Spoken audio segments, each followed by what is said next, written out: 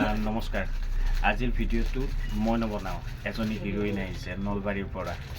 তো মোৰো ভাল লাগিছে, মানে বিয়াত কাপোৰ লৈছিল, কাপোৰ লৈ বাকী মই নকওঁ আৰু বাইদেউৰ মুখৰে শুনক। নমস্কাৰ, মই শিৱানী, মই নলবাৰীৰ পৰা আহিছোঁ। মই কল্পতৰু চিল্ক এম্পৰিয়ামত আছোঁ।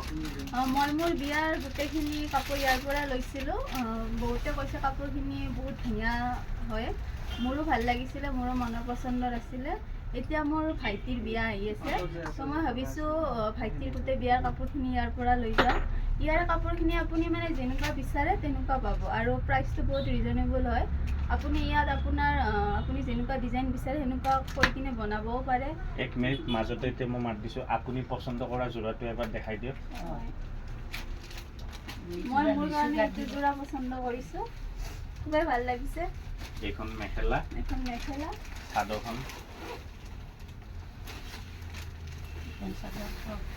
এইখন চাদৰ, ব্লাউজ পিছো আছে। এইটো ব্লাউজ। কাপোৰযোৰত হেপি নে পুৰা হেপি, একদম দেখিয়ে পচন্দ লাগি গৈছে। আপোনালোকেও যদি বিচাৰে মনৰ পচন্দৰ কাপোৰ এযোৰ কিনা, তো ইয়াতে আহিব পাৰে।